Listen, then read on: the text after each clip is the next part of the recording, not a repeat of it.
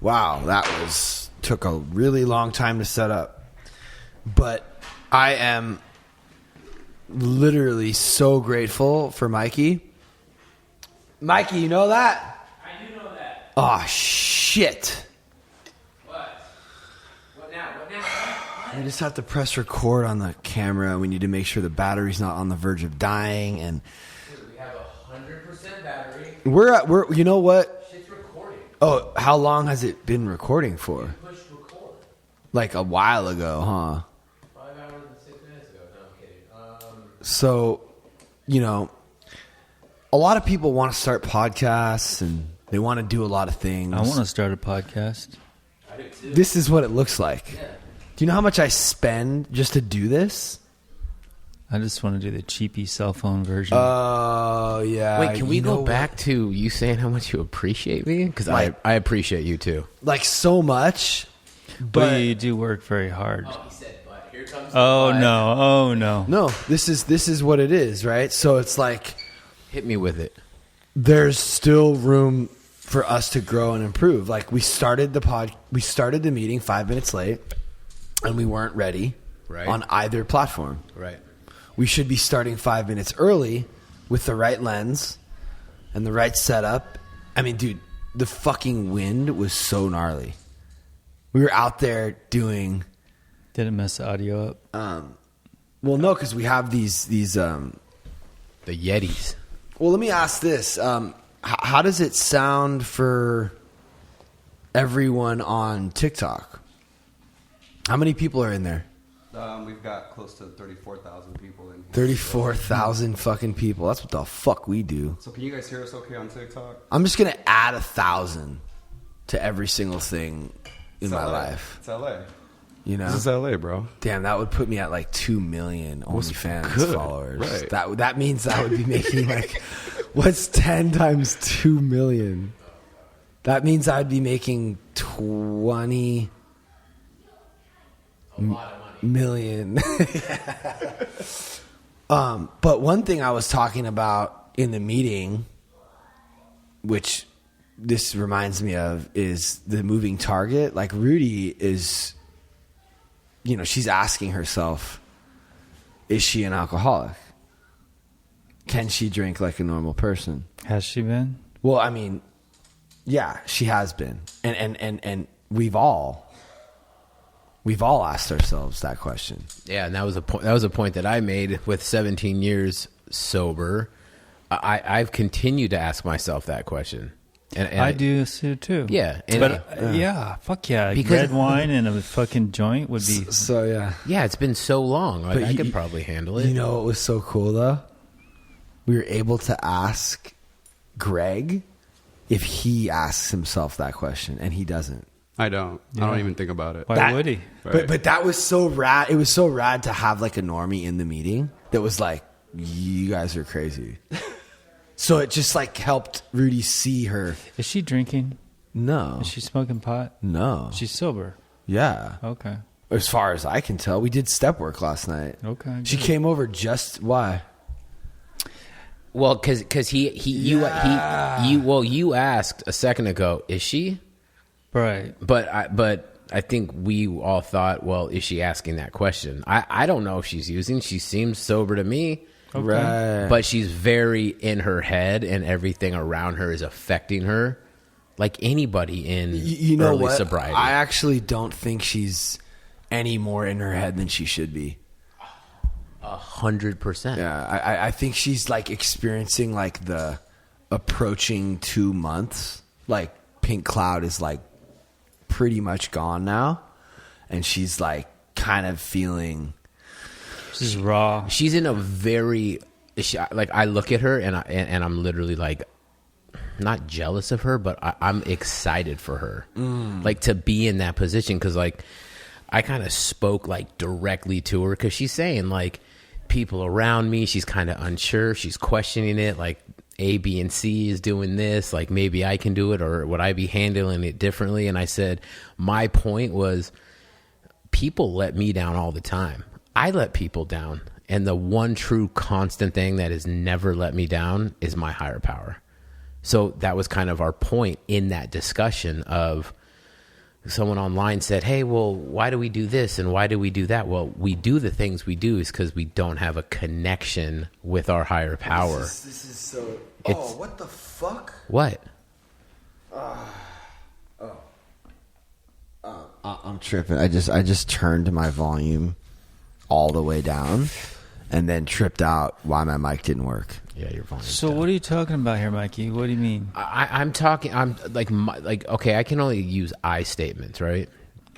So if I am not connected to something greater than myself, go ahead. I'll explain what he's talking about, and I love the fact that I can pull out my book because I've been doing this.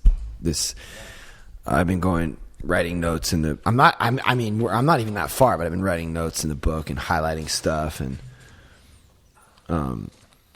so one thing that we wrote, Michaelis had me write at the bottom of the cover of the AA book is this. Look at.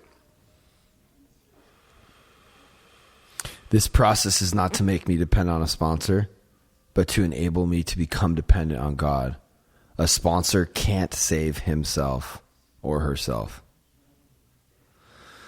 Also, another really cool thing I wrote is the 12 steps are a finger or a guide to get the principles and the power from God. The book is not to be worshipped like other human resources, only my God. So, first of all, fuck a sponsor. I don't care what your sponsor did or didn't do. You can stay sober.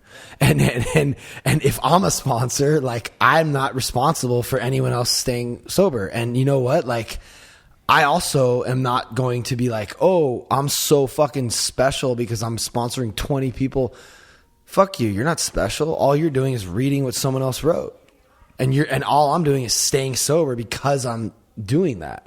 You're special, Pat. It takes the ego out of it.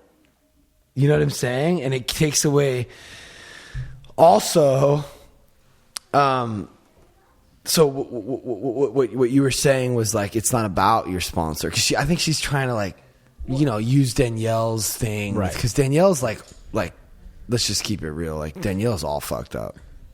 She's eating mushrooms like chips, like they're potato chips.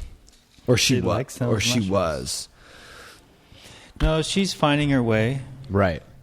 Or getting Well, more. I'm trying to look at everybody, or else. Or getting more lost. But sometimes you got to get lost to find your way, right? True. Learning to lose. Yeah. But this is what is tough for me is like really caring for somebody, right? And knowing what I know and not really, because like Pat said, like a sponsor can't keep me sober, right? A connection with a higher power, because you're saying I was born with wires crossed, right? Maybe. Yeah, maybe. But I'm just saying, like, I was brought into this world, and I'm an addict and I'm an alcoholic, right? So I need a power greater than myself because I tried drugs and alcohol and they didn't work. They worked for a time, but it wasn't until I was like, okay, I'm not in control. I'm not all powerful, even though my ego and my alcoholism or my BS, whatever you want to call it, that's how I acted and that's how I treated people. So when you care for somebody and you want to see people succeed, my point was like, people are going to let us down. Yeah. Regardless. Yeah. But God is a constant. If we can tap into a real connection with God, like we talk about, like we're all striving to do, then that's when I think we can sit back and be like, okay. Another thing that, if you want to break down what I wrote even further, this is like really dope. Like, this book is not to be worshipped like other human resources. Only my God. So, like, what does that mean? The 12 steps are a finger or a guide to get the principles and the power from God. The book is not to be worshipped like other human resources. Only my God. I don't quite love the way that's worded. Because it's a little confusing. Yeah, because it kind of makes it seem like we're supposed to worship other human resources. Right. We're not, but we do. Right? So if I'm having an emotional reaction to anything, there's some form of worship in that. For me right now, it's likes, followers, because that's directly associated to like how successful this whole thing can be. So the goal is to not have an emotional reaction to anything, just allow everything to be, and to not worship the book or a sponsor or a career or a girlfriend or a guy or whatever. And I love that we're like going through this before we even start reading the book. There's so much to know about how this process works. I was telling Rudy last night, if I buy a microwave thinking it's supposed to be used the way a fridge would be used, I wouldn't know what the fuck I was doing. So you can't start reading this book unless you understand like how it works and what it's supposed to do, which I guess we'll talk about more and how it works. But I think understanding like, you know. Yeah, I think this is all important, but I also think it's equally important that we understand like what worship even means, because I think most of us don't even know we're doing it. Well, I learned the hard way through a pastor. Like I went to this church and I held this pastor to like a higher regard, and I saw him as like a being above myself. And then he cheated on his wife, and it just crushed me. That somebody that I held at such a high regard, and then I was reminded that like we're all human, right? Like no one is above no one else. And so I would imagine the same goes for like a sponsor-sponsor relationship, right? Where they're just facilitating someone's sobriety and not necessarily the reason I'm staying sober. Yeah. But what does worship mean, Billy? I like what you're saying. So the definition of worship is we're going so many places here. Okay. You just asked what worship Yeah, meant. you know, he said something I wanted to respond to, and then he said go, something, go, and you said go. something, I and, got this and then I'm pulled thinking up. about Rudy, and I'm just Well, like, I'm bringing it back to what you were saying. Okay, I want to. No, I just always think that's important, because I don't think that I am aware of like I'm worshiping that plant. Yeah. When I actually am. A little bit. That's the thing, is I think there are different degrees. Like that's one thing that Michaelis was saying is like, Or a girl. there's an element of that. Or money. Yeah. Like it's not, I think there are different degrees of. So what is it? What is the definition, sir? Do you mind sharing that with us? I lost it. Oh.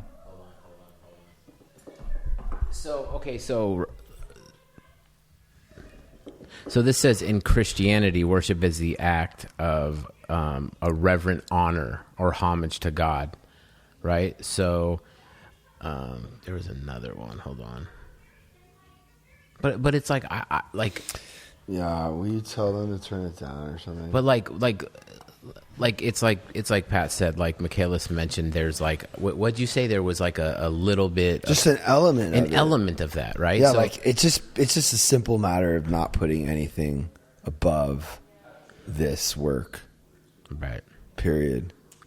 Which we're constantly doing. Well, in a sense, I mean, I think of worship as what you focus on the most. Mm-hmm. So I think maybe I worship myself. 100%. I think I'm going to start worshiping Michaelis, though, because this guy is like he's stud number one, and he knows the book. But that's actually what we're not supposed to be doing. Right. But I'm like calling him, and even his name, Michaelis. Michaelis. I feel like I could worship you, at the altar of Michaelis. Michaelis.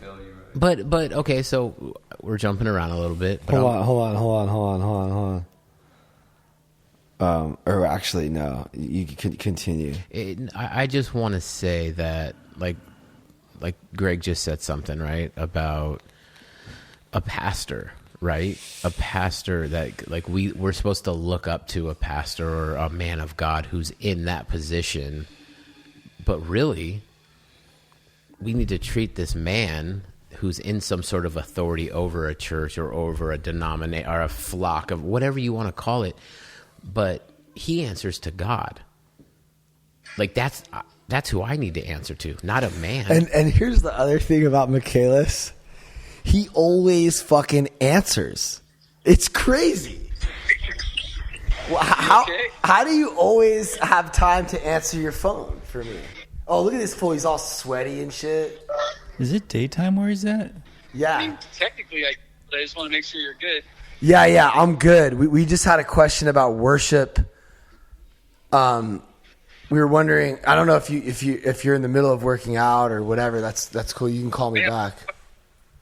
What's the question? Well, the question is like, what does it mean to worship something? And because we're talking about like putting, how we worship. I just read that thing in the book where it says, we're not supposed. A sponsor is not to be worshipped like other human thing, or what is it? How does it say? The book is not to be worshipped like other human resources, only my God. So can you explain that? Yeah, totally. So nothing human should be worshipped, right? So worship is when you pedestal something, okay? So if you're like going to have an emotional response because it's going to be taken away, or if you're having an emotional response because you're trying to seek it, then like you need to check out. And I'm talking about anything aside from your relationship with God. Okay, so if it's money, if it's TikTok fucking validation, if it's a woman, if it's your child, if it's your parents, anything, right? Anything that's like fucking you up emotionally, you're placing way too much emphasis on in that way. You understand what I'm saying? Yeah. So the only thing we're supposed to check it out. If you're willing to sell out your integrity to keep it, or out of fear of losing it, that's definitely worship. Right. That make sense? Yeah, man. We were just kind of just wishing you were here, and next time we do the podcast, yeah, because it'd be great for you to be here talking about this stuff. And Billy was like, I feel like I'm going to start worshiping Michaelis because he's got a great body and he knows all this shit. And I'm like, I just thought I'd call you. No, this whole process is about you tapping into your inner power, dude. It has nothing to do with anything outside of you. This whole process is about you becoming right with you, because in essence, what you're going to learn next time when we do book study is that if I really understand who I am, the light of God, my spirit will be joyful at all times. Right? So if you understand you're just as much of a piece of the universe as everything around you, then that's the pure joy, right? So you actually have the power. That's where that choice thing came in that we talked about last time. If you can choose your perception in that pause, which means that you can choose your feeling and choose your experience, then what's God? It's within you, right? Right. So you write your own story, my friend. Cool, man. Thanks. I just wanted to get your voice on this podcast because we've been talking a lot about you, and I think next time I want to try to figure out a way to loop you in. We'll talk more about how we can do. Shitty progressive house music in the background too, or no? I don't. What is that what's happening? I can't hear it. It's happening in the gym. It's fucking horrible. I'm not listening to that. I'm listening to No Effects. But anyway, all right. I love you, dude. All right, I love you, bro. All right, later. So anything you put on a pedestal. Right? So were you being sarcastic when you said that? What are your actual feelings? You don't really know. How do you act? What are all the feelings you're having about this guy? You want me to talk shit about Michaelis right now? No, if that's what you're feeling, if that's what you're actually feeling, then I want you to be totally honest about all. I don't know the guy, but no, I admire him a bit because he's fucking sweating it out right now. He's gorgeous, right? Right. And he's tattooed, and he knows shit, and you know he's a stud for sure. But I don't know him as a person. He's so been through hell and back. Yeah. This guy went back to he's actually about your age. Yeah. He's been, and you know what's funny is like there are things that Billy has that I want, and there are things that Mikhail, like that TikTok video you did today was powerful. Like I actually felt that. I commented on it. Yeah. You saw that? Yeah. No, I believed you. Like I felt what you were saying. Yeah. So did I. He was talking about I was just trying to point out the practice of gratitude is just like. Yeah, but there was like something you said that like took it to another level. Oh, I duetted it. Yeah, I don't know exactly what that is. Yeah, whatever. Like, I just think it's great that we can work with everyone. We all can take something from each other. Yeah, for sure. He just happens to have been, I mean, this guy's had issues with fucking the wrong people in the program. Did I tell you about how he bought a gun and he was going to kill himself? Yeah, No. 6.5 years sober. He had his friend buy him a gun so he could kill himself, and then he ended up at Liberty House, living there again after 6 years after he graduated. He went back to Liberty House. Sober. Yeah. And then he's just been through a bunch of shit, and he's now 10 years into doing this step work this way with a lot of different people, probably about 30 at a time he has been working with. And you know what he said? He's like, just watch. Once you start doing this the way it was intended to be done in the big book, you're going to start having people coming to you. So just get ready. And I already have 6 or 7 people, but that's only because there are people around in our immediate support group that I want to be doing this with, because the whole idea of doing the step work this way is just you're not doing it unless you're giving it away. The process is incomplete unless you're doing it with someone else. That was something I really took away from when I was here 2 Fridays ago or whatever. And we called Michaelis, and Pat was like, what are you doing? And I'm like, I'm taking notes because this is new to me. Oh, by the way, the shit you highlighted, he had me highlight. Yeah. After. Oh, how funny. Did you remember that part? I do. Well, yeah. Well, but that's what is so amazing about. This is the part that this is the part that he highlighted. We hope that you may pause in reading one of the 42 personal stories and think, yes, this happened to me, or more important, yes, I felt like that, or most important, yes, I believe this program can work for me. See, and what's so powerful is that I came here with my big book, with my notebook, and you're like, no, here, right? So who knows if I highlight, you know what I'm saying? Because Mikey's big book was already all written in. It was all written in and highlighted, and maybe I highlighted that in my other book, but this is a new experience. Yeah, because pause in reading is the first order of direction. Right. That's given in the big book. Before the foreword, in the preface, you're supposed to pause in reading. Yeah. And I do that. I'm I don't have a problem doing that. Right. It took me an hour to get from here to here because I talk so much and I want to talk about every sentence. And I'm sure that you've experienced that working with me. We sometimes only get through one page. I think maybe I do it too much. I don't know if there's such thing as too much, but the first order of direction in the big book is to pause when reading. Mm-hmm.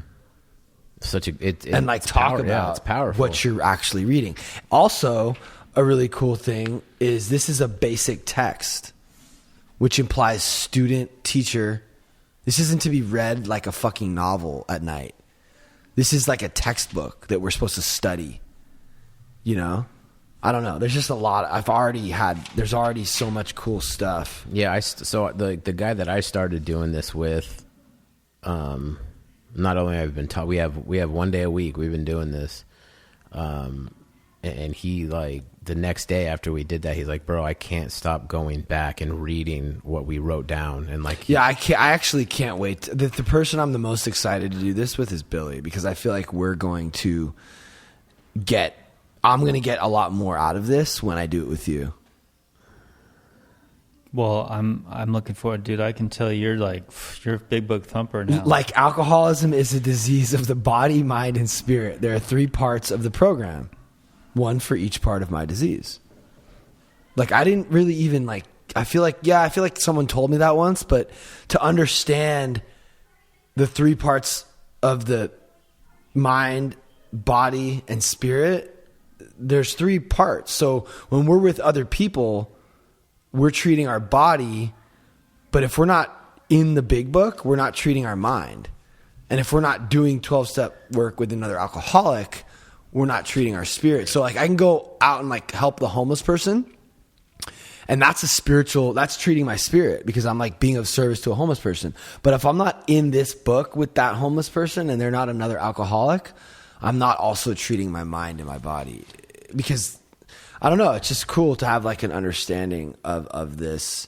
I think the biggest thing though is that like I can take somebody through this process because I know exactly what we're supposed to write and what we're supposed to talk about. Yeah. So the thing about the way we were doing it is it's like read chapter 1 and give me whatever direction. It's vague, right? The way we are doing it in here, it's very specific and it's very like, It's like a textbook. It's literally yeah. That's what I got from this but Michaelis, we called him that day. We were here a couple Fridays ago when he said the only way to work a true program is to take somebody else through this. Yeah. And it's like, I had to sit there and be like, well, how many people am I? Yeah, exactly. You know what I'm saying? And even Pat, like, I don't want to say he called me on my bullshit, but he's like, that's great. You're talking to your sponsees and... No, I didn't say it like that. No. But because I'm doing the same thing. But my point is that you triggered something in me and inspired me, like to be like, oh, wait a second, and then you got all excited about this and showed me it, and I did it. Now this dude's excited about it. You want to know what's funny? Yeah. This fucking guy's been trying to do this with me for years. Michaelis? Yeah. Wow. I've already done this with him like 8 years ago. 9 years ago. I did it with him. But he hadn't been doing it for 10. Now I'm getting the 10-year version of it. He's now been doing this with people every day for the past 10 years. So he's been adding to it. So that's the other thing, is we get to like add to it and make it more. And another thing he's been telling me about is, the 12 and 12 was just like something Bill wrote because people were like, we need more, because they just weren't doing what already was working. It's so funny. It makes perfect sense. It's like, also that was one person writing that book. This is a collective conscious of over more than 100 people, which is why the story of how many thousands of, it's so more than just one. This is more than just one person's opinion.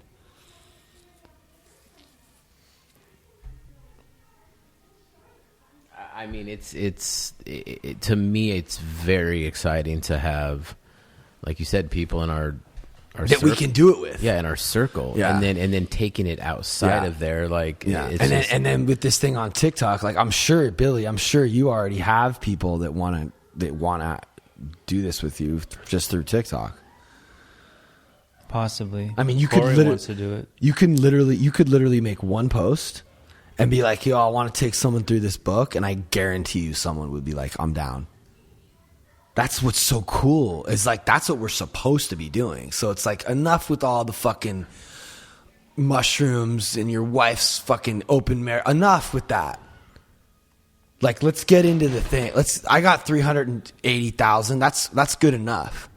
Let's start getting into the thing. The real shit. So I've been wanting to lean more into this because it's fucking time. Mm-hmm. But it all happened like on God's time. And so the meeting we just did was about, we're still on this thing about resentments can be dangerous. That's what they're talking about right now. They're talking about how anger is like dangerous for us. Yeah. If I read a part about, it said that immediately, like it was talking about like the enemy, right? Like a soldier, right? So if a soldier's out in war and there's the enemy are coming, like you immediately have to react. You immediately have to do something. And like me reading that and kind of processing it was like, in a sense, I was like, okay, so dealing with my anger, right? Dealing with any anger that I have is usually fear-based. So fear is the enemy, right? So why wouldn't I immediately nip that in the bud and be like, okay, I have to figure this out right now, because if I don't, it's going to lead into a resentment, and a resentment's going to get me drunk. You know does that make sense? Because it's like why do I choose to fester in shit? You know, and let somebody's actions or words. Well, I have an answer for that. Why? Because I'm We're human. used to it. Well, yeah, but We don't know any different. But we do. We've been taught. We get little bits of different, but how deep can No, we you're go? no, yeah. I mean, it goes back to a situation I ran myself into, and I called this dude and a good AA friend who has helped me a lot, and he's like, oh, so you're it was at my place of business where I'm doing some work, and this guy's like, oh, so you're still taking mommy and daddy issues to work now, huh? And I was like, okay, thank you for keeping it real, right? So it's like, you're right, because I still have resentment towards I feel it's tough. That's a whole nother podcast. You know what I'm saying? When it comes to like, you know, I've had to separate myself in a sense, but yeah, man, it's like I'm still just trudging this road. You know what I mean? And I still have to do therapy, and I still have to do the book work, and I still have to do things with 17 years clean. That, I mean, if I don't get back to the basics of what I did when I first got sober, I don't want to be the person that has 20, 25 years and, well, you know what I mean? I've seen it time and time again. People with 20 plus years, just one day they're like, oh, I think I can drink, or the stuff we were just talking about with like that Rudy's asking herself. I've asked myself that. You know, and usually when I ask myself those questions, I write them, I journal, I write, and I usually get something off my chest, and I talk about it with somebody, and I feel better. So reading tonight, it was like, I have to make I have to take immediate action for the better, not screaming at someone and calling them a motherfucker and being like, don't you know who I used to think I was? And you don't fucking talk to me that way. That's how my father talked to me. And it's like, no, it's like acceptance is the answer to all my problems. Right? If there's something about somebody that I don't like, it's usually going on with me. It's usually about me. So all the fear and insecurities that I find are usually all me. It's all made up for the most part. So I agree. Yeah, and it's so. But you made a good point where it's like you're right. We do get bits of that, right? I just think we could be completely different people. Can I talk for 3 minutes? Please. So I was listening to podcasts today, and I really got fed with my mind stuff. And lately, Oh, you were listening to our podcast. no, I listened to that a couple days ago. What podcast were you listening to? I listened to Jordan Peterson with Wim Hof. I listened to Wow. Ali Ward. She does science with the gratitude guy, and I don't know, but so I've been on this God trip, right? So, and it keeps just, the book just bam goes into God, God, God. We're all God, God, God, and the word's so washed. It's like so washed out. Like, Yeah. it makes me think of an entity, like Yeah. like a deity. Yeah. But I've been thinking lately, for me, God is like complete. And it's this thing where it's complete down to every molecule, and there is no time and space. And this God is so encompassing and so much. That's why you need Jesus, because it's not even that's not comprehensible. And that's why there has to be this anthropomorphic Jesus figure to God, is that I can have an experience with you. God, take away everything. I think, That is, I think, like, but here's the because thing. we have to forget this idea of this God. That word, I can't. I could try to talk to Steve about it, and he doesn't even. He's like caught up on what he thinks it's supposed to mean to society, and it's not. God is not even, in my opinion, God, because the word doesn't hold the value anymore.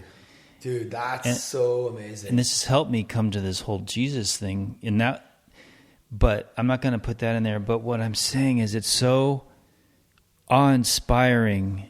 It's not even an entity. It is all things. It's complete. And that's why it can completely change what you're saying is the idea of God, of what God could be. This new idea it's incredible. It's completeness. Yeah, I get it, and we're always. I don't know if you do. Well, I mean, you know what I'm saying. I don't think that we can. None of us can. We can't. We never understand it. But can you go into the point? Can you go into go further into what you're saying about completeness? Like, what do you mean by that? There's nothing lacking. There is no separation. It is all now, here, us. None of the struggles or death. Like, I really have this affinity for chemistry and like quantum physics, blah, blah, blah, blah, science. And so I think at the molecular and below the molecular, there's just energy. And it's hard to explain, but everything around us right now is so absurdly profound and amazing. Like life, like us, souls. I don't know if I can iterate what I'm trying to say, but it's like so amazing that you could explode. And that is what is the solution. Not that we have to find it, but that it is. And what we need to do is get rid of self and like ego and all these things that are separating, because we have that ability as human beings to separate. Mm-hmm. And I just feel like almost like these coming to Jesus people, they tell you about their experience where Corey was crying in the meadow or whatever. Like they felt it. Yeah. It's like a oneness bliss of freedom, and there's no fear because we all know we're going to die. And I think hallucinogenics definitely get you there. And I just like fucking religion, the word God, all that shit, I think is just like gets in the way of it almost. But you need to have language. Yeah. Language just doesn't do it justice. Well, it gets in the way only because humans have attached their pride and ego to those words, right, and given them meaning. That's why I love, before we do anything, we both say that. And it's like, I like when they say pause, because every sentence and every word in here there's a spirit behind the word. The word will kill you and the spirit will set you free, right? Yeah. So, and this work catapults us into the present moment. Yeah. When we're doing it, I almost feel lucky to be an alcoholic, because we're able to do this for our life. Like, we have to do it, or else we don't get to stay sober and be happy. So it's almost like, if we're doing it the way we're supposed to be doing it, we're being catapulted into the present moment every day. And then we can use that. It's easier for us to like keep that throughout the day. And it is life and death. So we know how like dire the consequences are of not doing it. So in a way, we're kind of lucky if you look at it like that. You know what I mean? Yes. Like, this is our purpose. And to have that be your purpose is kind of cool. Yeah. As opposed to, like, my purpose being, like, what's Joe Rogan's purpose? It's not that. You know what I mean? But he's all good, but I'm not saying... Well, here's something I do to try to avoid resentment is I think of everyone as a beautiful soul. Even if they're the worst asshole on earth, they're a beautiful soul. And it really kind of takes away, like, they don't know what they do. They, you know, like, were you going to say something? No, on the tone of resentment, I feel like I don't have the time to resent people anymore.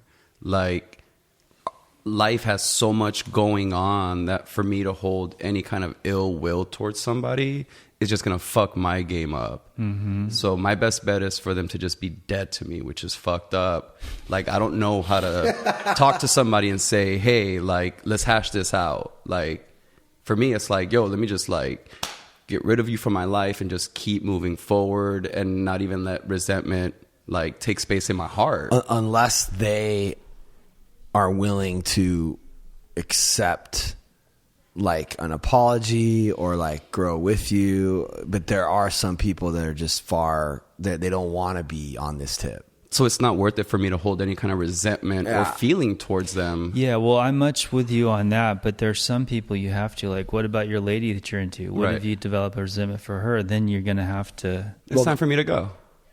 No. Whoa. You're right. No, but, like, I think, like, what you're saying, for me, it applies to me with certain people who aren't ready, you know. But there are, like me and Billy have had conflict. Me and Veronica definitely had conflict, and that's what learning to lose is all about. It's like learning to, like, get through the conflict, work the shit out, come out on the other side with love and empathy and understanding, and now we're a little closer. But I think what you're saying is there are some people who don't want to do that, who are filled with, and I think that's where, like, this whole evil demon thing comes into play with, like, religion. Like, there's certain forces, there's certain people who just aren't, we can't, they're not ready. They're just not developed. They're not ready. And you're not going to do them any good anyway. Yeah. So. But then I read how, like, I'm supposed to, like, level that shit out or, like, make it right with them for me to come to God with my gifts or to be a better person, right? So it's like an inner struggle of, like... Yeah, but you don't need to, like, have a relationship. Those people don't need to be in your life. Right. Well, you could come at them, I mean, just for your own personal growth. You could be like, dude, I'm praying for you. When you're ready, I'm there for you. Yeah. But right now, I don't have the time for you. Unless you're willing to hear what I'm saying and, like, meet me in the middle. Right. And, like, as I grow older, I'm, like, appreciating times alone more and more. You know, to where I get to create dialogue with my subconscious or go into, like, gratitude states, like, me by myself, right? Like, it's pretty cool how much growth can come out of, like, just alone time sometimes and not needing that, like, noise from the world of, like, forgive me, love me, appreciate me, look at me, right? So, like, one of my favorite features on my phone is, like, the do not disturb mode, that airplane mode you have on your phone. But it doesn't work. That you still get messages. Not till the next morning. Right, not till the next... What I do. Yeah. Whenever you turn it back on. Right. So to me, that's been awesome to, like, just quote unquote check out for, like, an hour or a moment or even, like, an entire evening, right? To, like, I don't want to deal with nobody. Like, let me just be present with myself. We only have 30,000 days of life. So I think that's growth, really, to be with yourself, because you're not really with yourself. You're still connected to all things. I think that's cool. I wanted to say one other thing before I forget, which was really interesting. So I was listening to Jordan Peterson, right? And he was going over this Disney movie, but it's all about archetypes and mythology. And he was talking about, like every one of us is a king of our domain, right? Or if we're not, we're like teenagers. We're not developed and we won't succeed. What will happen is other people will take our fruits because we're not good kings. We're not managing well. And he was talking about embracing the dark side. Like, we all have a dark side, right? We're all capable of murder, rape, whatever, all the heinous shit, right? To befriend that dark side, to understand it so that you can access it when needed, will put you in the position of being a true king of your domain and succeeding, because others will not be able to take advantage of you. And Wow. I thought this was really interesting, because they will if you don't have that. If you're a pushover or you want to be nice or whatever. And it's a real interesting, because I see each one of us, we're the kings of our domain, right? And we have to be responsible. And the king isn't like, oh, I'm the king, I get whatever I want. The king means I'm a responsible motherfucker, and I'm going to sacrifice for the good of everybody, including myself, of course. And it was just interesting to look at it in that kind of way, because the dark side is our friend. Yeah.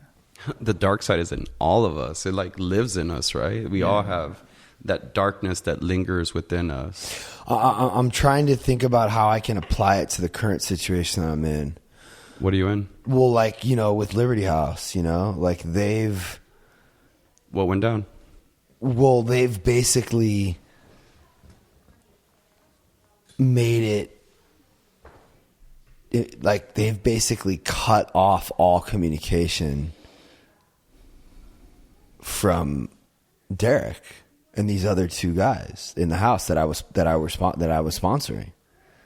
And I'm presented with this like situation where I have to just like accept that, and like almost just not care about them or what anyone thinks, and just like keep moving. And I feel like there's an element of that dark side that I need to like Tap into to be able to just like move on, like to be able to just look the other way and not like try to make all that right, because I can't make it right. I just can't. You try to make it right. I can't. Right. There's no way. Even if I told them I'll change my date, like it still would just be this whole thing, So the best thing we can do is just keep moving forward. Yeah, and like how do I do that? I have to just kind of almost not care in a way.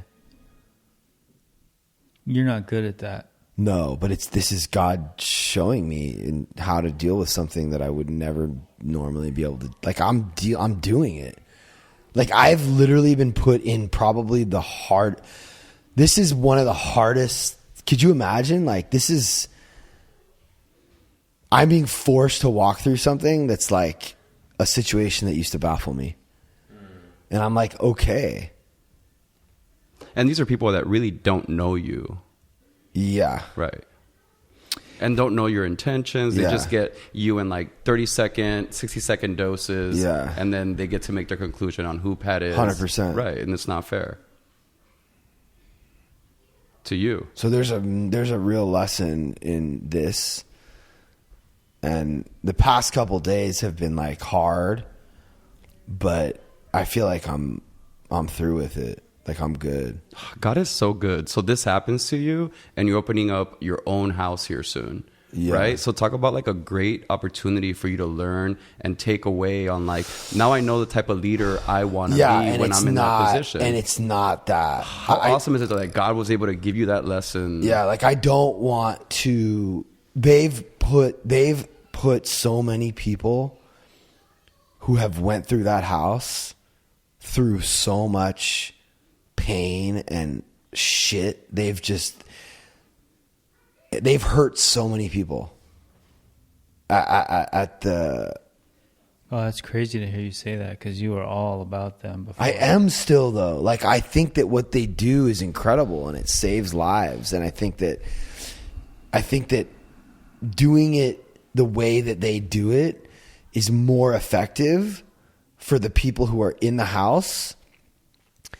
But once you get out of that house and enter life, which is like filled with gray, you have to like shift a little bit, and you have to be able to coexist with people who are normies, and you have to change and grow. Like you're not, things are going to change. Life is going to happen, and you can't live the way you lived in the house outside of the house. And I'm like living even further out in the gray than most people who graduate. You know, I'm like, look who I'm married to. Look at, like, I'm in a band on tour and making around drugs and alcohol. Like Hamish was saying, he went to Chile with these 4 Australian guys, and they were like doing blow with him. He was like cutting their lines, and they were like, how are you not wanting to do this blow with us? He's like, because you don't have enough. He's like, there's just not enough. And he was like having fun with them and laughing. And dude, Liberty House would never co-sign that. But Hamish is able to walk through that. Like, I'm able to do shit like that too. Like, I'm able to live life like on the edge. And I've always been that dude that takes chances, and I'm on the edge, and I'm like this punk rock envelope pusher, and they can't even comprehend how I've been put myself into how I've been in these situations. That sounds dangerous. Like, from a normie's perspective, It to is. like create my like existence to like don't associate with those people. Or Well, they're not even saying don't associate with those people. They actually might be saying that. Actually, I don't It know. seems like they are, and I'm just. they can associate with you, right. so you're those people, And I'm like sober, bro. But And the you're thing helping is- and so many they people. know I'm sober. Like, could you imagine if they embraced what you're up to and Yeah. were like, "Yo, come like." Oh, that house would be at like the forefront of my whole like show. Right. But the reason you don't want to do it is because you know at some point it's just false. I mean, being high is just not real, and you don't want it. Yeah. I mean, we think about it sometimes, but it's pretty short thought. Well, I'm just, but they're not. They're just referring to when I did get high. Yeah. Because I actually, there were times in my sobriety when I was high, and I'm not changing my date, and that's their gray. But it's like it's all gray. Okay, some of the times I got high was because of an operation. I was prescribed to. I had prescription pills I had to take. Like, they're cool with that. Another time was when I went on this trip to Costa Rica, and I decided to do ayahuasca with my wife, God. Basically, it's like you're living a limited life if you're not going to have the balls to take some chances, I think. Yeah, but I also agree with them when it comes to like whether or not an alcoholic should take that chance. Like, you microdosing mushrooms, me taking ayahuasca, like, that's not for every alcoholic. Like, if you're going to be doing those things, you better be doing them for the right reasons. You better be honest with yourself and your support group, and you better be fucking not bullshitting yourself. And you've done all that. Like, you've been true to your travel about what's happened. Yeah, I think me and Billy both have Well, done that. it's tricky because you can set off the phenomena of craving, Which and you have I no think, control. which I did. And once I noticed that, I stopped, and I continued on the path I was on. Yeah. I mean, you know what? We could debate this for centuries, probably. I don't. So wait, is that how AA works? I get to decide your sobriety date based on how I think you're living your life? Coming from a normie, I don't know. Well, if you're, It's your date to choose, right? well, I mean, look, Yeah. 'Cause it lives Basically, within there's your people heart. who lie about it. They smoke pot, all kinds of shit. Yeah. yeah, like Jonathan Shaw, like, there's no way that fool's sober, according to like some people in AA. But in his heart, I'm sure he's good. I consider him sober. I mean, he does a ceremony twice a year for a certain intention. Right, so that's what He I doesn't did. get high in between. That's what I did one time. Kinda. Yeah, but that's just me. That's my opinion. I mean, who am I, right? Yeah. So their whole thing is like that kind of thinking is dangerous. It is dangerous. And you shouldn't be like people. There are some people that could be listening to this, and they could just think it's okay to go out and do ayahuasca. Well, not really. No. Is it? For an No, alcoholic? No, Okay. it's not okay. Okay. Okay, but why is it okay for Shaw then?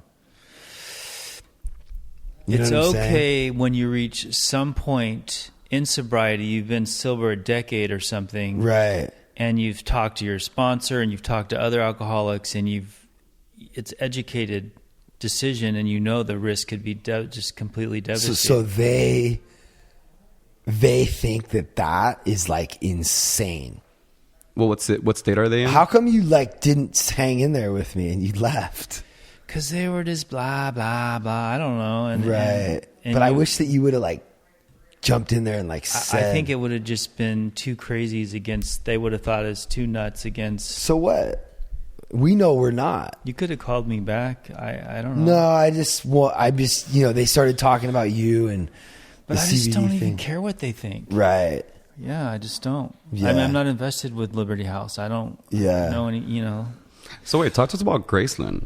Like what? I don't what are you really guys know. up to there? Or, I thank you for asking about that, and I will. I don't really care, like what they think, either. I just that house means a lot to me, and a lot of people I know got sober through that house, and my sponsor was in that house. My sponsee was in that, so it was like. What did Michaelis say about when you brought this stuff to him? Well, Larry used to sponsor him. Yeah, so I'm curious what he. He said he had a lot to say about it. He was like, well, I mean, the first thing he said was like, I wouldn't even bother. Doing the drugs. Don't even, he was like, don't even do the group. Like, why are you, him and Chris both were like, But he's not going to throw you away because you did ayahuasca or tried CBD. no way. Right. But what did he say about what? Like, what's the question? Like, Well, you just brought up your issue. well, I'm sure you brought it up to him, Me right? and Michaelis were doing step work upstairs, and Larry texted me, I want to have a group about this with some graduates. Yeah. So for me, it's just like, you know what, Larry, you do good shit and you probably do some bad shit too. And so do I. And okay, we can't mix oil and water. All right. Yeah. I learned a lot from you. I'm going to use it. Thank you. That's it. And that's where I'm at. Like Greg said, it was a real lesson, really. 'Cause Yeah. You don't want to implement that exact structure, but you want to use some of it. Yeah. And now I'm like walking through something that's making me grow. Yeah. Like you said, like, you know me better than almost anyone. Yeah. It's easy for me to walk away from people. For you, it's not easy. So, but I'm having to like do that with like Prosser. Yeah. But he's not gone forever. He'll be back one day. Yeah, I know. But right now, And when he's back and he steps into the gray, you're going to know how to, help him navigate. yeah. You're on a righteous path. Oh, so Graceland might end up being co-ed because we have a lot of women. I think now. it's a good idea because you have a lot of women. Yeah. And men and women do need to coexist in the real world. True. So can you back up the idea of Graceland for those people that don't know? Like, so you and some friends got together. You guys took hold of a house, and it's going to be a sober house here in Los Angeles for people Yeah. to come No, get it's sober. more like a mansion. Okay. Yeah, that's going to be the sober living. And I think that like the learning to lose ideology, we'll be implementing that into the house. It will be that will be the program. Embracing your flaws, talking about your shortcomings, being okay with all your defects, like being willing to look at them and ask God to remove them. And there will be systems like set up within the house, like almost like tests for people. They'll have to do their chores and they're going to fuck them up. And then they're going to have to pay the consequences of fucking up their chores. And like, they're going to have to see that they made a mistake and that they can write the words and move past it. People will be learning, accountability and responsibility and camaraderie and all this stuff through like some of like the same things that Liberty House has used. But like, that's not the only house that's done that. It all started with New Life. And now there's other houses like Awakenings that are doing the same like chore based getting words for fucking up your chores and having the house like run itself. The kids in the house are going to be running the house. I love it. How many people will you guys be able to accommodate there? 20. Wow. And it's going to be ongoing, or is it going to be a program? People can stay as long as they need to. No, it'll be you'll be living in the house full time until you move out. Wow. And I would like for that to be like a minimum of a year. But I don't know. We'll see. We're still working on this IOP thing so that we can get insurance. So in the meantime, people can tap into Gus at gracelandranch.com if they want to get involved. Yeah, like email Gus at gracelandranch.com if you want to stay at the house. Or even if you want to get involved. Like I think that guy, Kevin, could be like super helpful. Well, because he's a graduate. He's a Liberty House graduate. I mean, you should have heard what these fools thought about Jason Schneidman and Brandon Wax.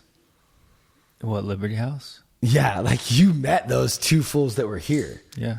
Jason Schneidman, you know Jason. Uh-huh. And then the other dude that was here, you met him too, Brandon Wax. Yeah. They're so quick to pass judgment. They're like, oh, fuck that fool for this reason, and fuck that fool for this reason. This fool cheats on his wife. This fool's obsessed with fame and glory. It's just crazy. This kid, Stephen Ward, this kid who I went into the house with, I was talking to him about, Chris Saavedra and Schneidman and Michaelis. And did Chris go through there too? yeah. Troy graduated. Chris graduated. That kid, Kevin, graduated. Schneidman, Michaelis, Brandon Wax, Derek will be graduating. It's crazy, but like, it's just so quick. This fool Steven was just so. He's so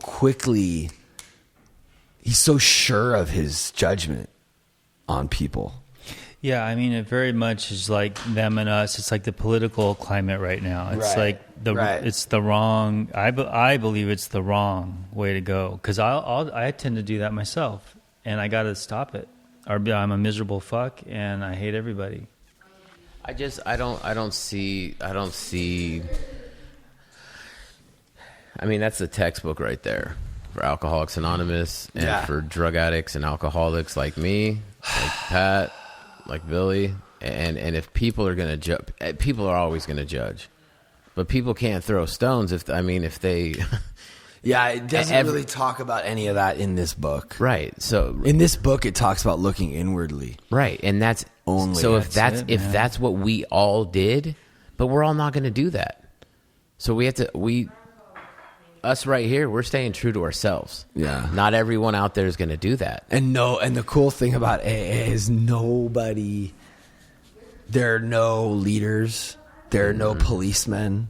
Nope. There's nobody that's going to be like, oh.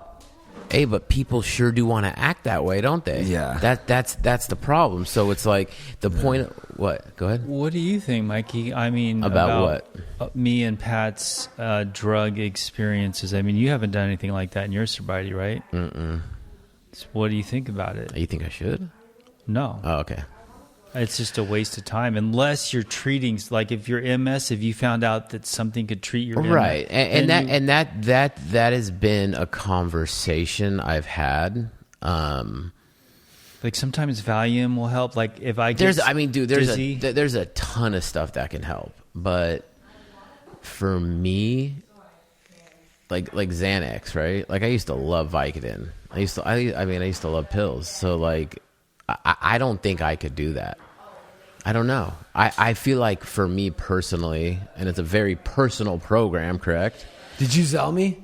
It's Veronica, it's basically. you got to edit that video. I don't think I could do it. You want me to dial I think you're you? wrong. I think that if you had a certain situation, Well, yeah, right. Like right now, like, but the thought of that, I don't know. It to each his own. because I found that I would do these, like I took 2 milligrams of Valium when I started getting vertigo. Yeah. And it helped a little bit. Right. So I carry some in my keychain. Thank God I haven't had to use it, but it's not like I think I about mean, it. that right there would be completely unacceptable for them. But the fact that you're able to use it, I haven't used it in like 6 months because I haven't needed it. Yeah, they would say, who's prescribed that? Astrid. Right? Is she a doctor? No. Who prescribed the microdosing? Well, I did. That's completely unacceptable for an alcoholic to be self-prescribing. Like, these are the kind of things that they're saying. And I kind of feel like, wow, like, yeah.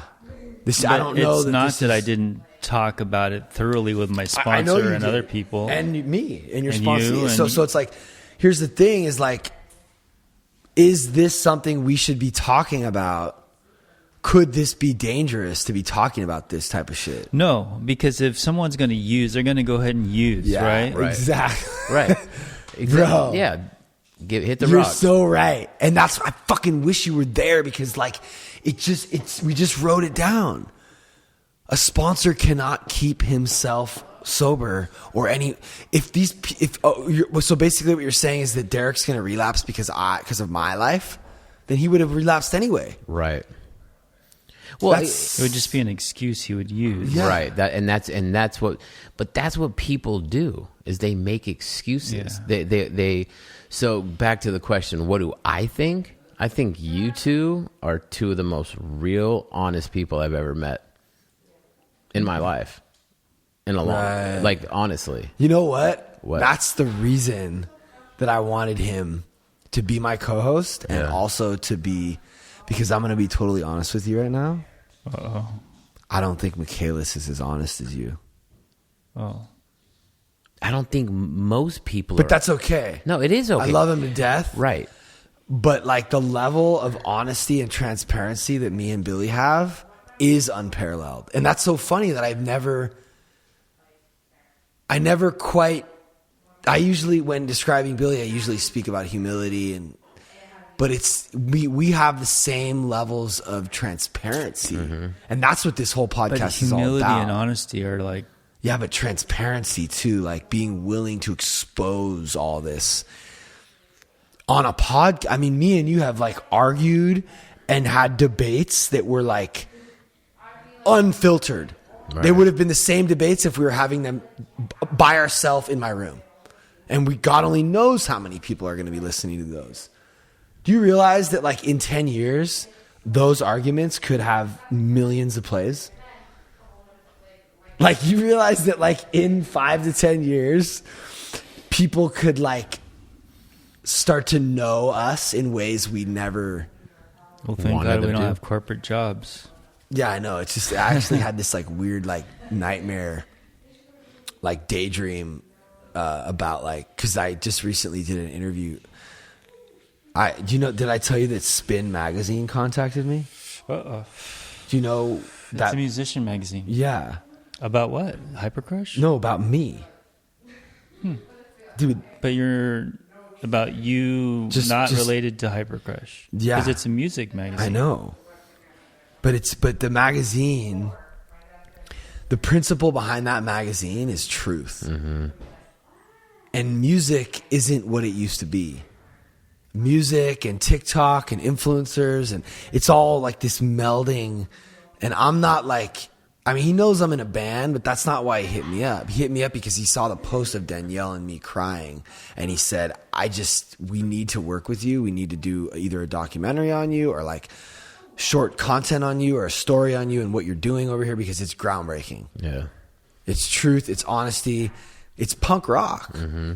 And it was so cool for me. I talked to this guy this morning. I recorded the whole conversation. Like he like gets it. That's amazing. He like gets what's happening over here. Who is this guy, a writer for He's the creative magazine? director at Spin Magazine. Oh.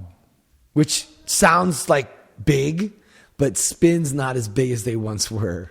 No, but but just the fact that they contacted you because No, it was dope, dude. It felt so good to like hear somebody. Yeah, that's validation, man. Yeah, it's validation, but it's also like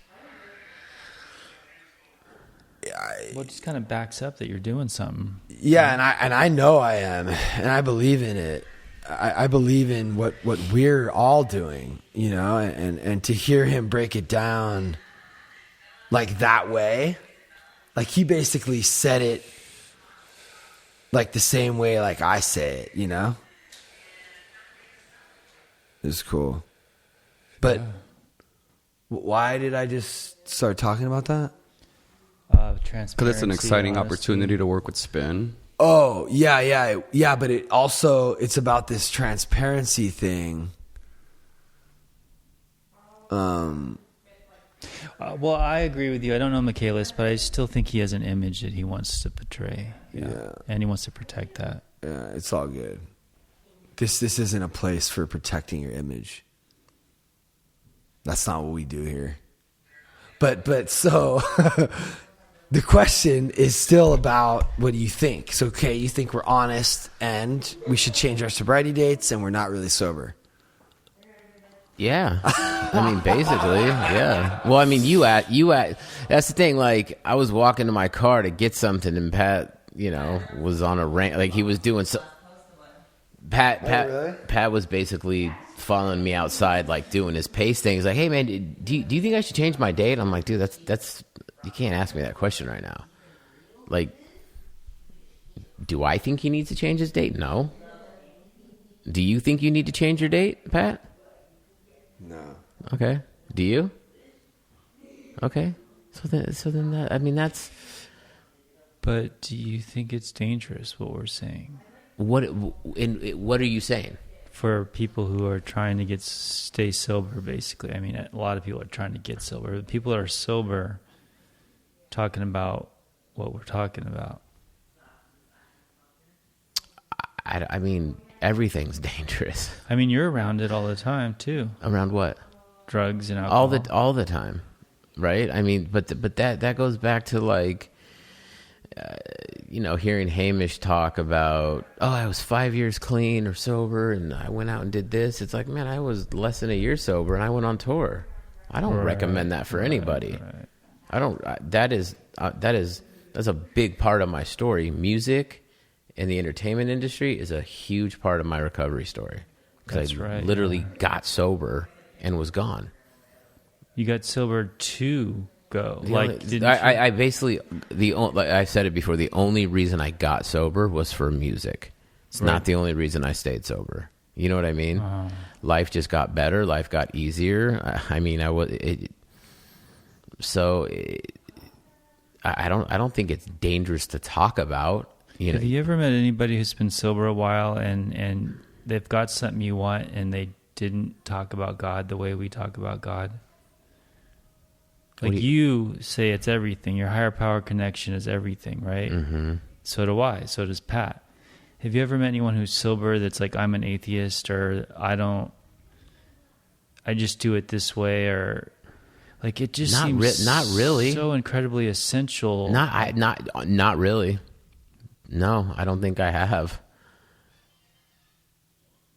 You know, it's the bottom line is, right? It's like there's power there. Like there's a power greater than Greg. He's not an alcoholic. Debatable. No, exactly. No, I know. I know. I only no, but there's power. There's a power that's greater than myself, right? So who's to tell me what that is?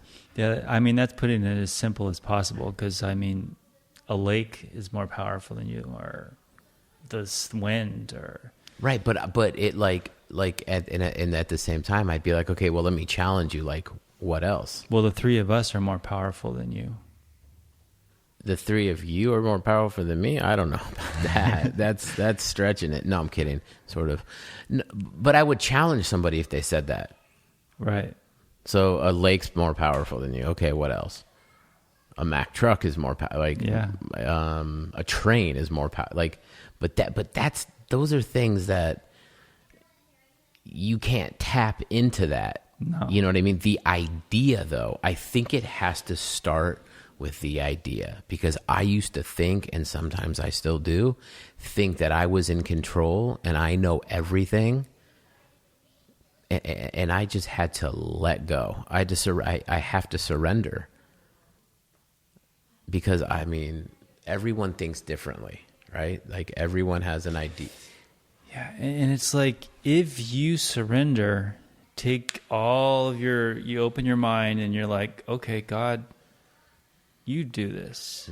But you're the one doing everything. You do this. That's been working for me. Usually it works out. So Yeah. that's why I would challenge somebody to be like, okay, give control to something else. Right. My control, even in sobriety, has got me fucked up Yeah. big time. Right? Yeah. Until the point where I had people be like, you might as well drink. That's real honesty. Almost being powerless is almost the same as having a higher power. 100%. I don't know about 100%, but See, but then I come from the school where, like, I'm reminded that I can do all things through Christ, right? So, like, it's in my power because God has got my back. So as long as my intentions are pure as to what I'm doing, and even if they're not, right? Like, the scripture holds truth that, like, I can do all things through Christ. So that verse there gives me that untapped power into myself. But you said I can do all things through Christ, and then what and then finish it. What is it? I can do all things through Christ who strengthens me. Right? So if we're talking about that aspect of God and Jesus, like I don't want to get just God. God, but it's like, No, you can talk about Jesus. I'm really loving the Jesus thing. but it's like I can do it. I know the scripture. I can do all things through Christ who strengthens me. That right there is surrendering. That right there is saying, I can't do this on my own anymore. Mikey's strength is not strong enough. So I can do all things through Christ who strengthens me, who gives me the ability, who gives me the power, who gives me the sound mind to walk through any situation. Because how many people do we know that just want to hold on to I got this, I can do it, I know everything, I'm fine, I'm this, and it's like, coming from an alcoholic or a drug addict, it's like when you think you got this, you're done. You're done. Yeah. And for me, so jails, institutions, or death. Right? If we're talking real alcoholic, real addict, that's what we're promised. Right? So if I know that, why wouldn't I? Because my strength, that's where that will take me. My own will, my own power will take me there if I'm not tapped in. Yes. And it's like, I need to be strengthened through something other than myself. Yes. Because drugs and alcohol, I tried it. It didn't work. Worked for a little bit, but it never would have taken me where I've been, and where it won't take me where I want to go. That's like when I talk to newcomers or like working in treatment and doing this, I look at everyone and I say, you have shit to do. You have shit to do.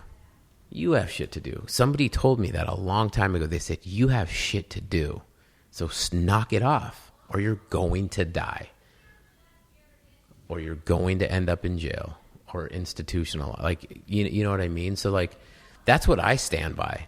Like, I got shit. Like, we all have shit to do. We're all doing something right now. So it's kind of like, I don't got time to dabble in something that I used to dabble in 17 plus years ago. I don't have time to do that. It's not gonna. To me, it's just phenomenal that we're all doing shit. Because I didn't do shit. I didn't even think I was capable of doing shit. Right. And I'm still not without.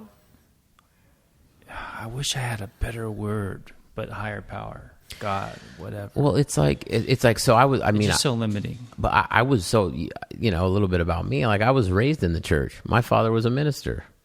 Like, I don't know if you heard. Were you here when I did the first time I did a podcast? Weren't you here? I never knew that either. So, okay.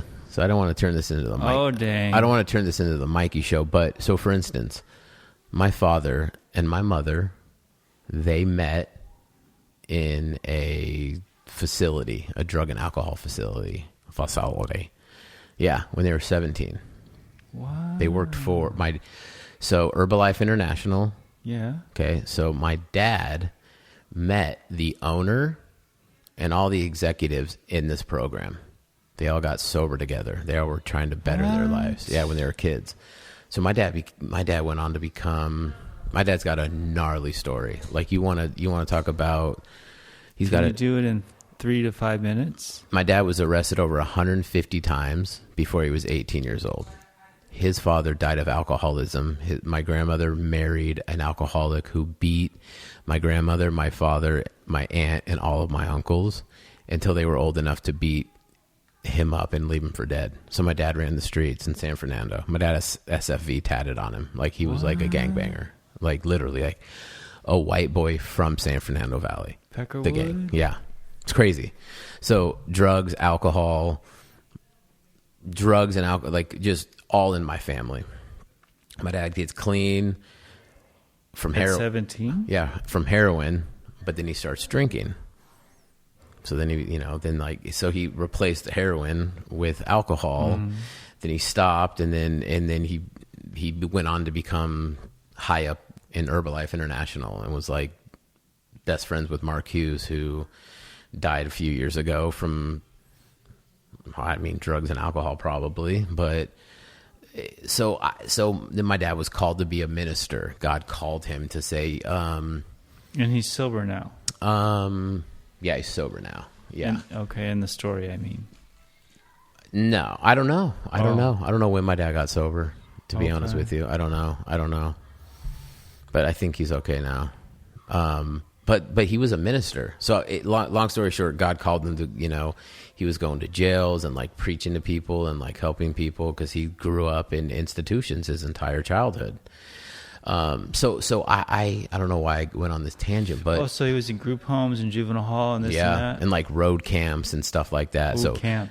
So he went out to do all that stuff. So I don't know what sparked this about me being a preacher's kid, but my dad was a minister. Okay. We didn't know that. Yeah, so my dad was a minister. He opened up a church and this and that, and like human people, they fall short, right? It didn't work out, and so I had to deal with a lot of stuff as a kid. A lot of stuff. I've seen it all, church-wise. I've seen it all. What? I mean, all the way from preachers having private jets to 20,000 seat churches and these ministers are just millionaires, and a lot of them are crooks. So would you say all of them are? I wouldn't say all of them are. What about all the famous rich ones? Not all of them. The ones that I know personally, because it's crazy. Like, a lot of them are, I think. But it's like so people put these people on a pedestal, right? So it goes back to, you said something about your pastor cheating or having on his wife, and I just lost right. I held him on an altar. Wait, let me ask you about that real quick. So how old were you at this point? So I was newly in my Christian faith. I was going to Calvary Church here in Westlake. Fell in love with the pastor there. Super charismatic guy. And I totally dove into Christianity. And I saw him higher than myself. And then when that happened, I had to come to terms that he was human and it was okay to fail. And so it was my mistake to hold him to him being higher than me. Yes, he's held to a higher regard with God, but to me, him and I were equals, and that's how I should have treated the relationship. Well, in God's eyes, he's equal too, I would say. Right. So he's just equal to you. Mm-hmm. But I didn't realize that at the time. At the time, he was my pastor. But can I just ask how old you were, just out of curiosity? Early 20s. Oh, okay. So it was a real like lesson for me to learn. And that, so like, you really looked up to this guy, and it really affected you when you found this information. Oh, yeah, I Did was the whole heartbroken. church find out? The whole church found out. He stepped down. A few months after that, he served me a drink at my local Starbucks. Wow. Yeah. That's gnarly. Whoa. And like we went from like me being, he served me a drink at my local Starbucks, you know? Like God had his way with him, and now he's like doing his thing. I think he's like the pastor for the Kardashians and everything. He's had his, you know, but it was a lesson for me to like, don't hold an individual like we're all equal. We're all bound to fuck up. And fail. Right. And that was, and that's a big point, because I've had that happen and experienced that a dozen times. Like, I mean, all the way from the time I was... Dude, I got to tell you, if I was in a position like that and girls were just throwing, you know, I would definitely be cheating. Well, you know, I was maybe. I don't know. It depends, really. I don't know, man. It's like, I look at it. Just like with the drugs. I'm not doing the drugs. I probably wouldn't cheat. But like, look at but like, we all might think that or say that, but like, look at the pastor. Like Greg just said, God had his way. Like, I like how you put that. God had his way with him. He just served him Starbucks, you know, or whatever, you know. But for me, like, that happened to me when I was like, I was like skating, I was smoking weed, I was like lost. I'm like playing in punk bands, like playing music. And then I found a church that would have like skate ramps and stuff. And I started hanging out, met a lot of cool people, met a lot of, like, the pastor's son was in like a big punk band, and like there was a big punk scene. So I was attracted to that. And I became very close with who I'm actually still very close with to this day. He was a youth pastor.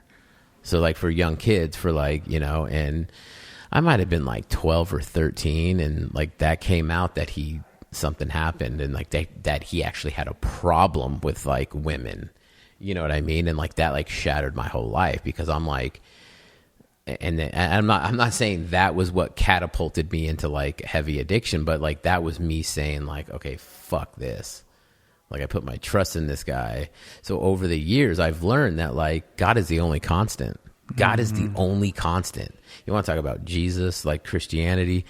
God is the only constant thing. It even says in the literature that everyone's going to let you down. Yeah, and I've let so many people down. Yeah, you know what I mean. But God's never let me down. I don't know. It's a tough subject, because it's like, you know, you deal with a newcomer, or you deal with somebody who's trying to get sober, and it's like God has a plan for your life. Like I really like how Jonathan, the pastor that was here, put it. He said, no, God is going to make, you don't have to be good or try to do anything. God is going to make you the man he wants you to be. Or he said, Jesus. And I really like the way he put that, because it's not up to you to do things that only God can do anyway. Mm-hmm. But it's like, it says in the Bible, like that we were created in Christ's image, right? So Christ or God? I don't know the scriptures. God and Christ. Yeah, well, we were created in God's image, right? So God if that's what we believe, God created this universe, God created us. So when God created us, he created us in his image. He didn't say he created another God. He created humans. That's why God, tell me if I'm getting too deep into this. No. So go. God created man, right? He says God in the beginning, God created man and woman, right? So we failed. Humans failed. So what did God do? God sent Jesus to be the ultimate sacrifice, and sent a man. Dude, that's the ultimate learning to lose.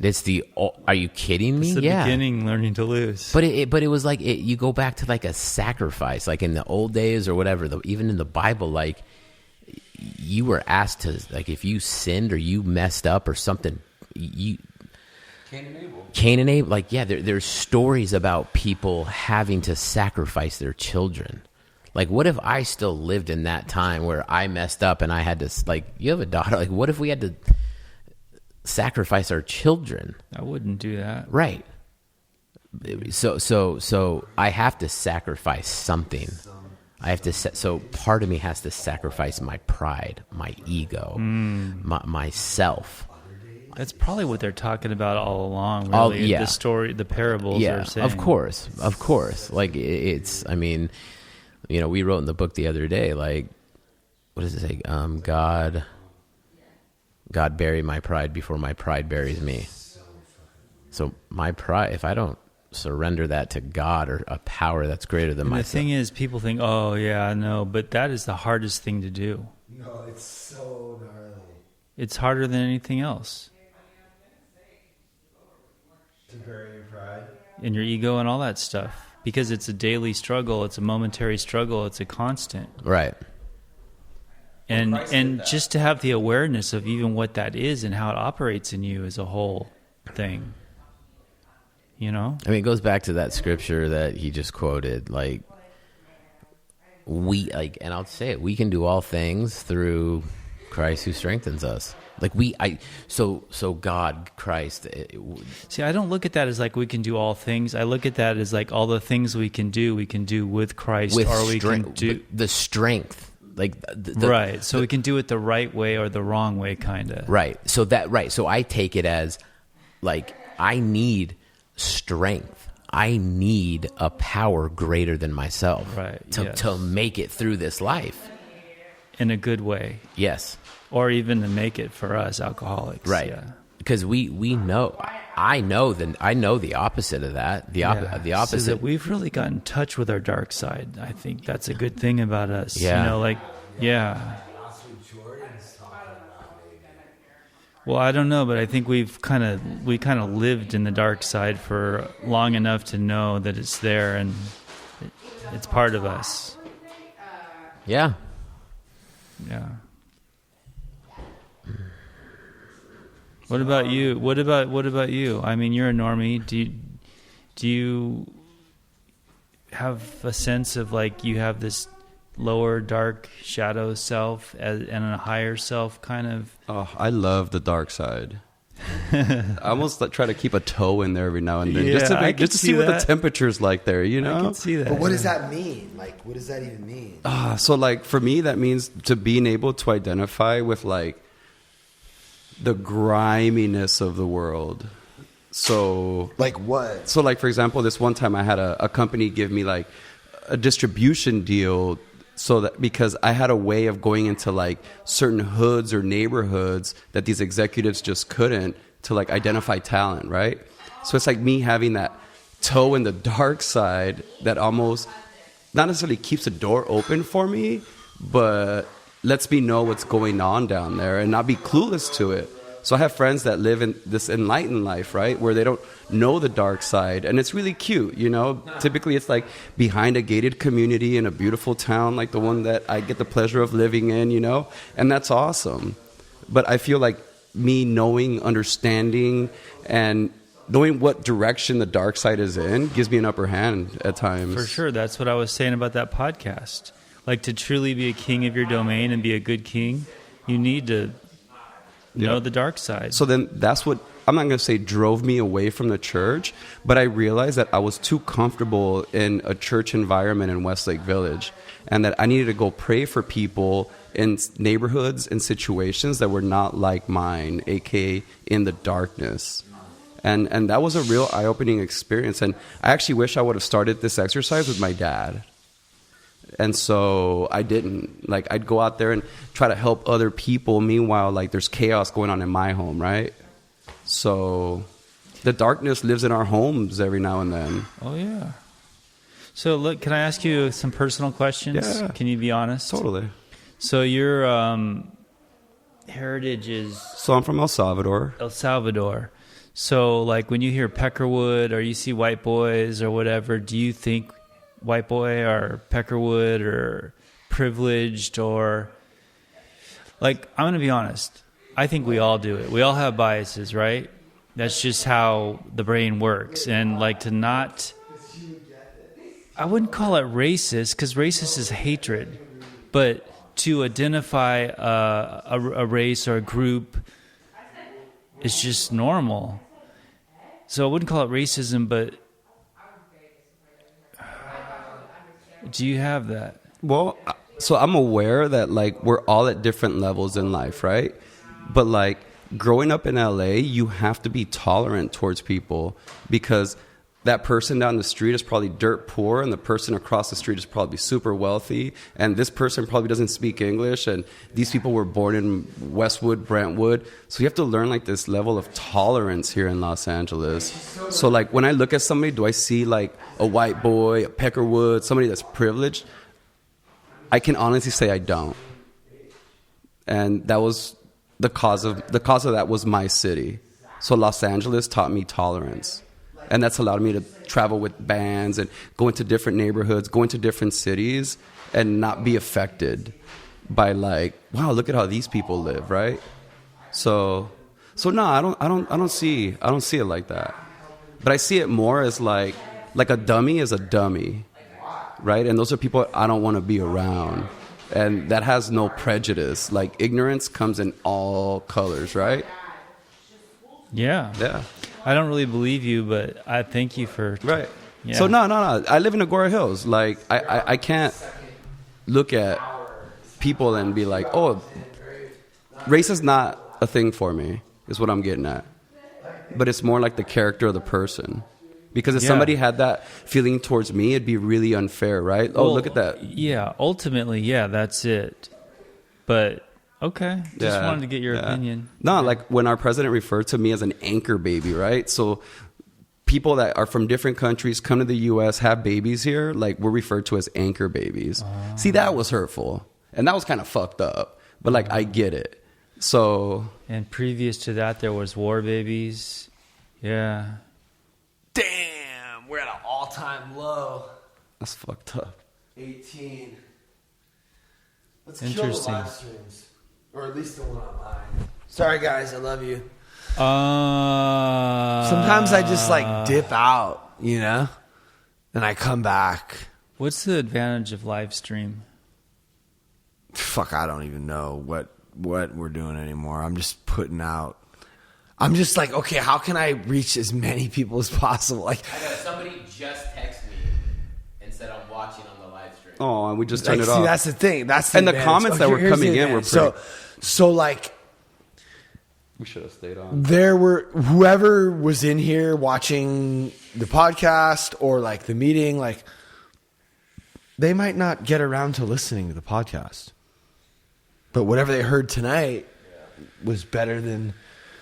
I was know what flipping I mean? through the comments, and people were really, like, people gain a lot of value from our, like, I've never really read the comments that come in through the feed, and tonight I took it like, what are people saying so much? And like, people are really getting a sense of hope out of what's happening here with Learning to Lose, which is really fucking cool. insane. It's really cool. It's so like, beautiful. people from all over the world too. Like, people were checking in, like, different states, different countries, talking It's about their fucking- sober dates. And I've never experienced that. Like, I've never gone through a feed and I need to hear that from you. Yeah, I'm curious. So you're really bought into this learning to lose thing. Yeah, so is Tim. Right? Tim is like, I can't figure this Greg guy out. Right. Nobody can figure out How like. dope is that, though? I You know love what I'm it. saying? Like, don't worry about No, you. no, Right, not in a like bad that. way. Right. He's right. like, we're all so stoked you're here. Right. Yeah, I'm curious too. Like, Yeah, that's what I really because do. you're a very successful person.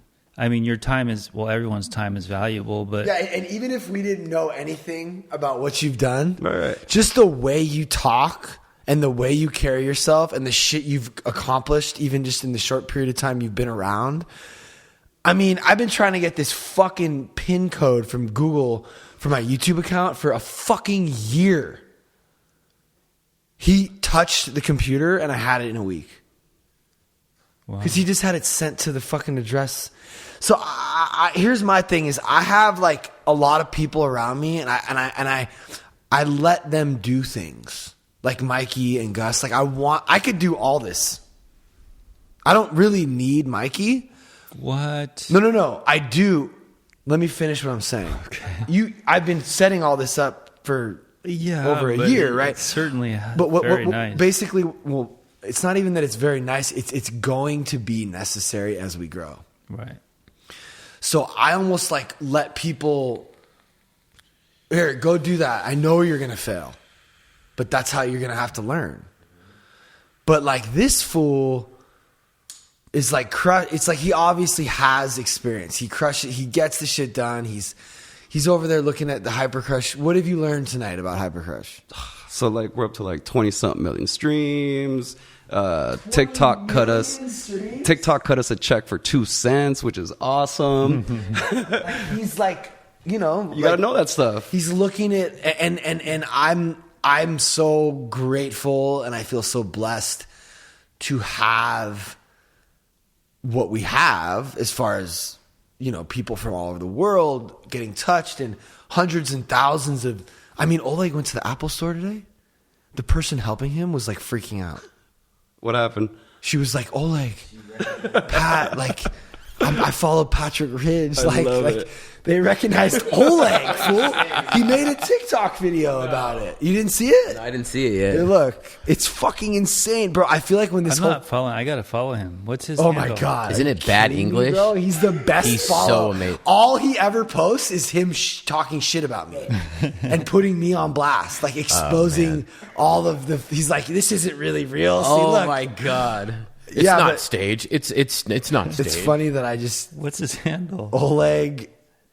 I don't know, Oleg. Bad English. Bad English. Yeah, huh? yeah. Okay, maybe So I am. look. Hi, Patrick. I follow you on TikTok. I recognize Oleg. So nice to meet you. You see, Patrick? You see? Yeah. So Oleg is like he's finally back in. He took he got really frustrated and angry and he's like, don't film me, blah, blah, blah. But now, and it literally took 6 months or whatever.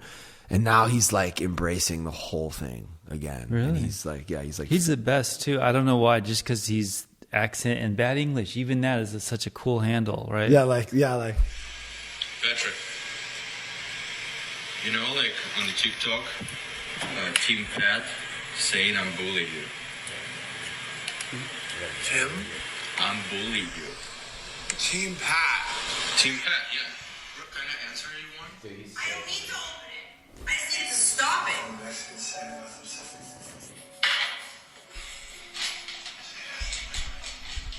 Again?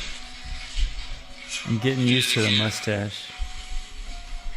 Oh my God, I was so... Oh my God. All day? This whole week? This whole week. I'm like I'm hurting so bad. 1 week good Pat, and this week is like insane Pat. Yeah. They're like... You have 10 seconds to say something.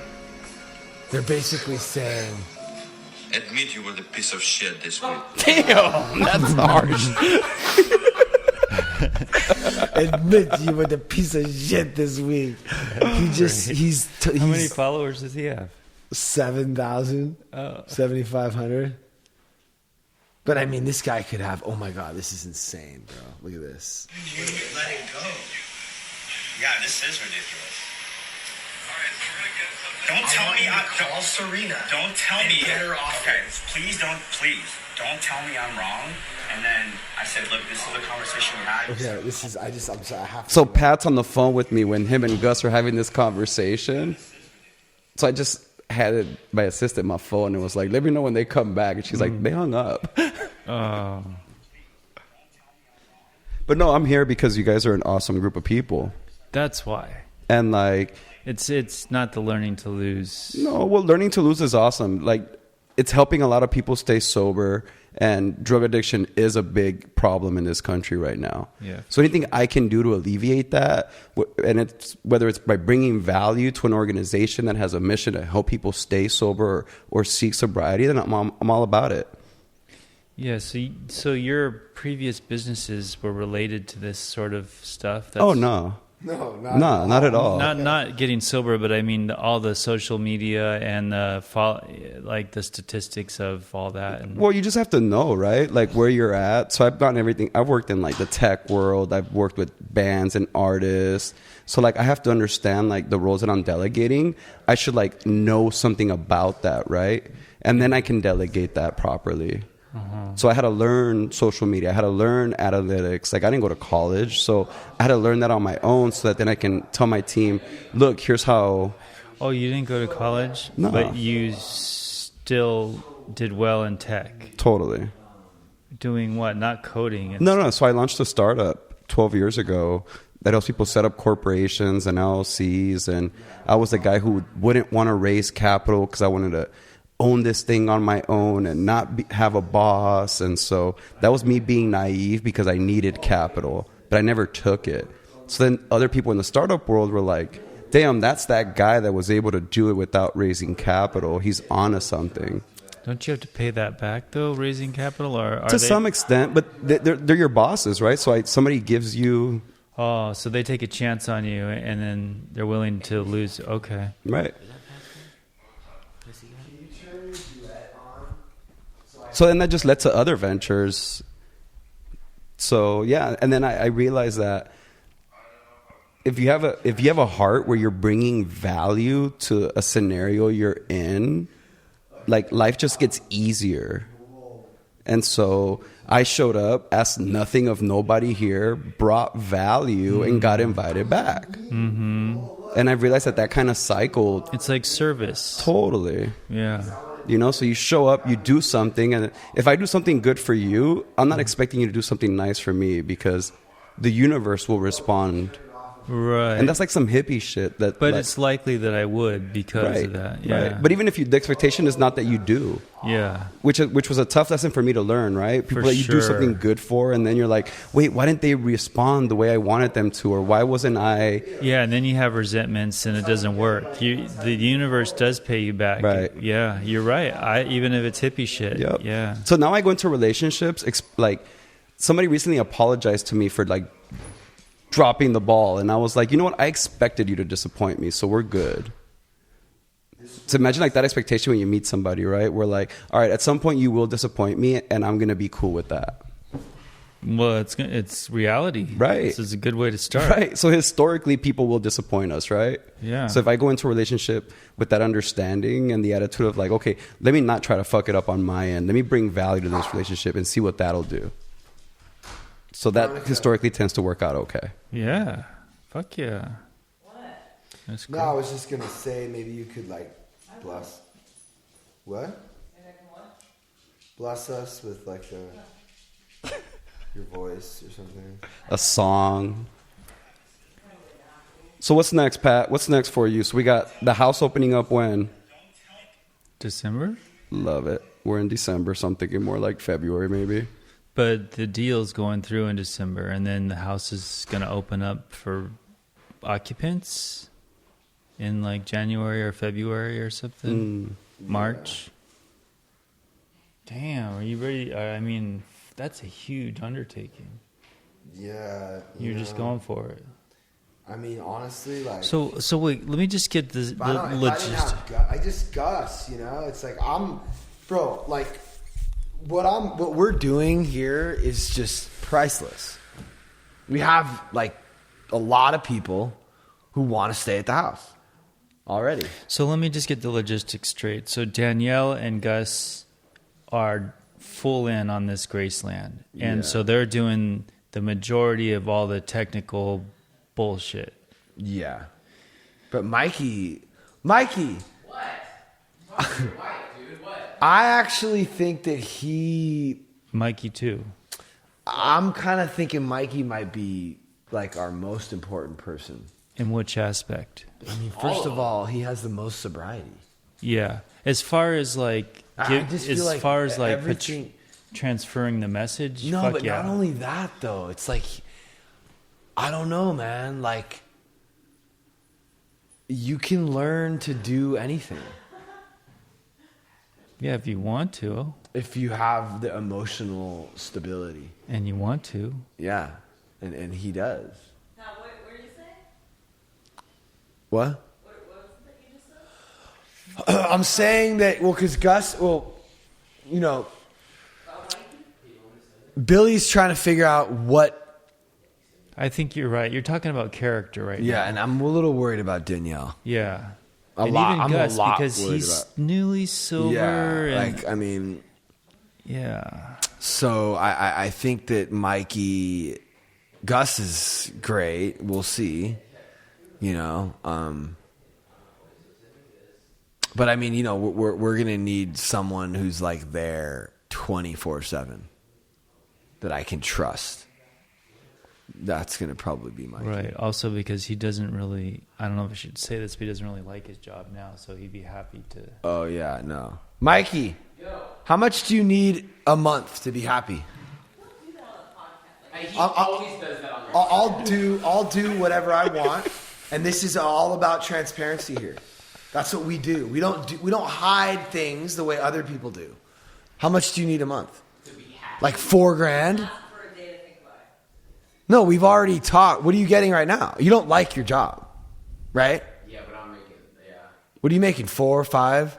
Right now, I'm making like $4,800 a month. So you need 5 a month. Yeah. And then you'd be stoked But that would be. to like leave your job. Oh yeah, I'm already in the process of that. So they're fucking. What do you mean? You're already in the you have another job you're going to be going to maybe? No. Oh, you're already in the process of what? In his mind, he is. Oh no, I'm already. Like I was working full time. Oh. And now I'm only working 4 days a week now. Oh, nice. So I'm in the process of starting to like detach myself from that place. So that you can. Yeah, so it's easier to transition over here with you guys. Right. Okay, And your cool. wife works here too? Yeah. So she's gonna. Huh? It's getting late. What? Yeah, Veronica, why do you do that?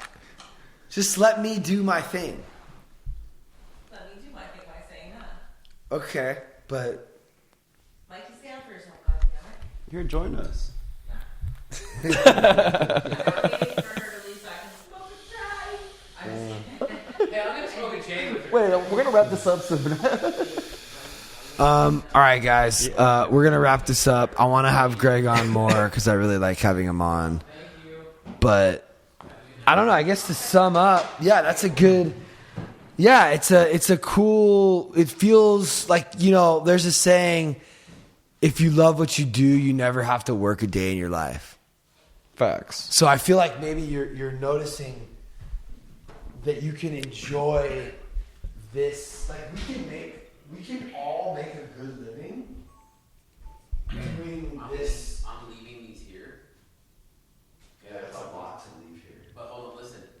I will be back in the next few days, tomorrow or Wednesday, and to figure out what to do with this. Well, we can just bring it to the studio. Okay, the next day. Yeah, we'll leave it all at the studio. We'll leave enough here to give away. Okay, got it. Which we need to make sure that Greg's laced up. Good man. I mean, did we give him anything today? No, if you have money, then I'll give you. Good man. I love you. No, that's the energy, bro. Good. Get the bag. Get the bag, bro. I'm not hating. We're trying to get to that 5 G's a month. Be safe out there. Have fun. I hate leaving this place. Billy. Till you get home. Well, can you come by like soon? Yeah. All right. Yeah. Good night. All right, later, bro. Thanks, guys. So yeah. So wait, I kind of missed it. So wait, why? Yeah, why are you? Yeah, you see that there's something happening, and that you can be. And then the company is good he, too. He said that he likes the community, and so he's bringing value because that's his way. So, like, for example, like Rudy came over to the pad the other night to hang out and watch cartoons. Yeah. So, like I didn't feel the need to like smoke pot or like have a glass of wine. And I did that out of respect for her because I care about her sobriety and I know how new she is into it. That I was like, Oh, do you often smoke a little weed and drink wine at night? oh yeah. Okay. Not like it's not a habit, no. But like if I want to, I'm gonna. You want to relax and chill, right. Watch cartoons, especially. Yeah, but it felt good to care about somebody else's sobriety to the point where I'm like, let me just put this stuff away. Like, it doesn't mean I'm going to not be who I am. I'm not going to be out of character, but like, let me just put this out the way.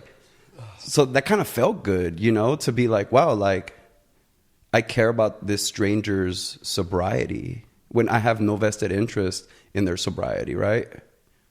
So it's cool to like feel that way about people. So you don't have a community like this elsewhere? I have I identify with a hummingbird, right? So like I have different communities that I tap into for like different desires. Mm-hmm. So like I have my community of like that person who's like about getting the money, and like I have that community for that. I have this community now. I have different communities for different needs, right? I see, yeah. Which is, yeah, it's led to a really cool, interesting circle of friends. Yeah. But yeah, people's sobriety apparently is important to my life now. And like, I didn't realize how much it affected me till one of our first interviews where I brought up the death of my stepdad, right? Yeah. Like his body physically imploded from alcohol abuse. And like he beat the shit out of my mom for like no reasons growing up. And the blame was like alcohol, right? Yeah. So now to come into this arena and see people like trying to like choosing sobriety and choosing to live a clean life. The other thing about this that's just so fucking profound is like, it's almost like, okay, I just doubled down on my primary purpose. Okay, so, all right, I only want to do that all the time. How am I going to make money? How am I going to? So, but if you just quadruple down on that thing, then you can make it you can make it your life. You can make a living doing it. And on that note, visit learningtolose.com to get your hands on some of our awesome new merch. Yeah, man. Merch I've only ever lost money on merch. But it's so cool. Like, I mean, well, actually, I take that back. Hypercrush, we made a little bit of money, but it's more of a headache. But I'm hopefully this time around we can start maybe making some money on it. I think you should implement that symbol, even maybe a big one. Oh yeah, we will. Shirts. That's amazing. That just came out of nowhere because I saw something very similar, and I think you may have subconsciously took it. What'd you see? No, I definitely didn't. Who's the maker of Star Wars? Who wrote Star Wars? George Lucas. George Lucas's emblem looks close to that. Really? Lucasfilm? Yes. Yeah, but it's not. You haven't seen it like the way I want it yet. Like certain lines like have to be thicker. So Billy, I was here the night when Pat approached Veronica and was like, "Can Rudy tattoo my face?" Was he being serious? It felt serious on my end. Oh yeah, she didn't even like the idea of him going to a professional and doing that. Like, I feel like it needs to be like certain lines have to be like thicker than other ones. Yeah, well, you can mess with it till you get it right, like perfect. No, I mean, this is it. It's just like I want my tattoo to look more like this. Do you know what I mean? Like. So you don't want the L's turned up a little bit? The bottom parts? Like that, you know? Like that looks so much better than like that. Right. So I want to do that to this, and I want it to look a little bit like it's supposed to look more full. Right. You know? Yeah, I kind of like it either way. I just think it's a cool symbol. Right. And it has a meaning. So, hey, good night, everybody. I think we stopped. Yeah, we're stopping. So you okay.